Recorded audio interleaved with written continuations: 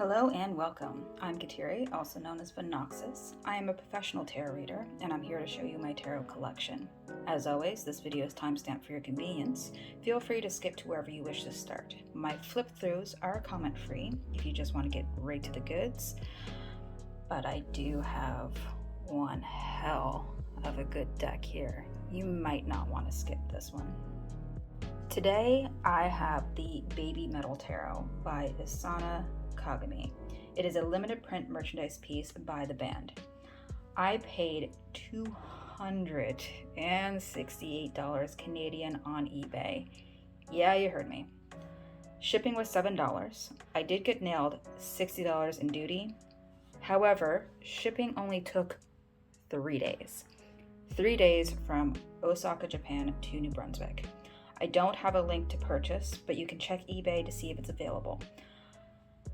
Now, I got this deck the moment I laid my eyes on it. I fell in love with the art, so much that I was willing to drop a pretty penny on a majors only deck. I am a tarot collector after all. Unfortunately, I find major only decks common for Japan, even more for merch pieces. Although there are some direct references to BabyMetal, the deck stands on its own, and that's the main reason why I got it, because overall, I'm not really a BabyMetal fan, but I needed this deck. They only released 2,000 numbered. From what I understand, it was sold out within minutes. I see they said that they're going to release more than 2,000 decks. The rest were just unnumbered, but I don't see any evidence of the unnumbered decks being released.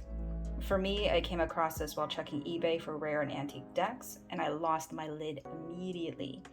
For a piece like this, $267 isn't that bad, because most listings are $300 to $350 just to start, not including shipping and duties. Shipping usually starts around $25, so honestly, I didn't get that bad of a deal considering. Those prices are only going to go up from there because of the limited nature of these types of decks. And not only that, we have a completely different fandom attached to this, which are often completely rabid. So after some scrimping and saving, I now have this in my hands. So let's just get right into it. The box. It's a nice quality box. It's pretty heavy for what it is. When I say heavy, it's not like overly heavy, but it's heavy for what it is. And the printing that's on it. So they call it S Prism print. Apparently it's trademarked because it is foil, but you do have these really nice, almost printed over it. And the details are just immaculate on this. And you're going to find that foxes are the big draw here. There is foiling on the side and the back. Just beautiful. We have the elements. And it's almost like a slight holographic on the moon there.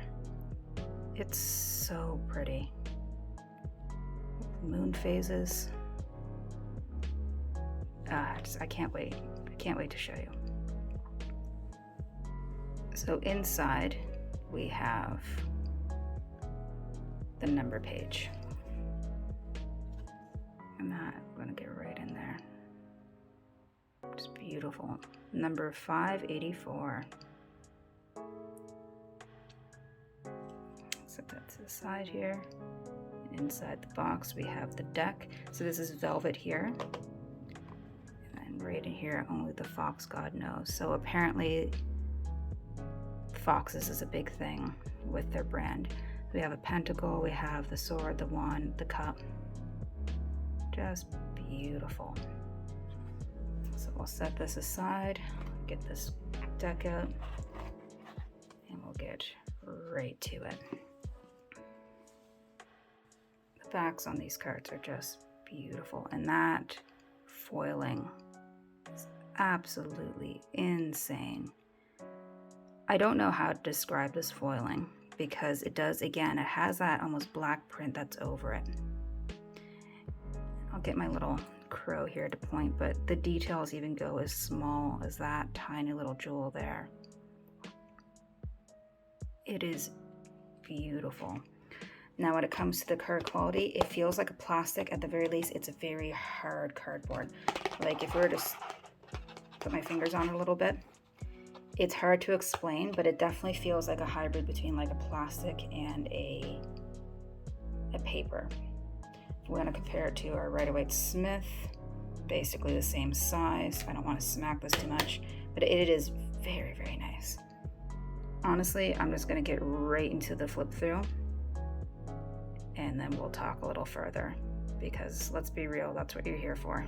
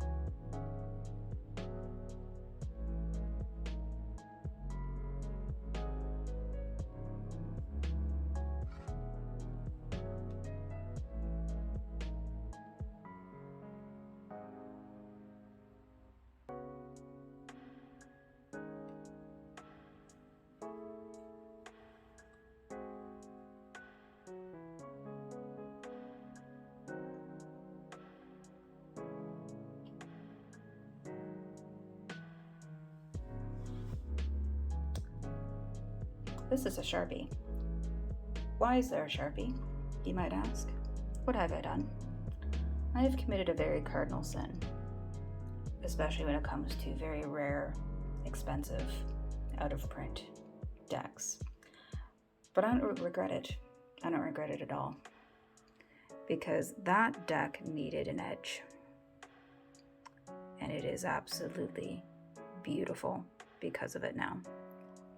The thing is with this type of ink, that plastic that's on it, it's not going to soak up the ink on the front of it. It's only going to soak up that permanent ink on that white exposed side. So I don't regret doing that. I am aware that it is going to lower the value of the deck itself. I don't care. This is a deck that's not going to be leaving my house. I don't plan to sell it. I don't plan to give it away because this is a deck that I am going to be using. Shuffling on it, I'm going to be very careful on the shuffling. It shuffles like a dream. It's beautiful. Those type of plastic like decks have a tendency to just shuffle amazingly. So, thoughts. With the exception of a few of these, where it does have the BabyMetal logo there in the background on this one. And when it comes to the Magician, I know that is a song title, along with Temperance. We have Gimme Chocolate there. Just a bunch of chocolate. It's adorable. Other than that, there's not a whole lot of BabyMetal reference here, with the exception of the foxes. From what I understand, foxes is a really big theme for what they do. Other than that, it is a dignified deck. It's 100% a Rider-Waite Smith. It's not over the top. It doesn't go too far into the fandom. It's just a beautifully illustrated deck, and I am obsessed with it. Would I suggest it to people? No. Holy Christ, it's like $350 Canadian. Are you crazy? I'm going to be using it quite a bit for spell work, probably likely on an everyday basis. So for me, it's worthwhile. Not only that, I am a collector. I am going to be showing off these types of decks. I will be using them. This one's not likely to ever, again, leave my collection, so I can't see myself reselling it. But these types of decks would be purchased to be resold at a later date for the most part. Not for me. I'm going to be keeping this one. So yeah, I hope this was helpful to you in some way, although I'm sure it just gave you some hardcore FOMO. Follow me on my Instagram, which is @Vinoxus, as I'll be posting a spread inspired by this deck.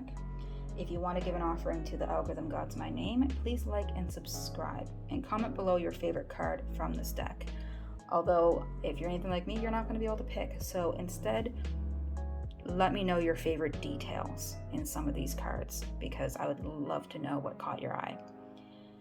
I do post tarot reviews on Sundays, so that subscription will not be without. That's it for me.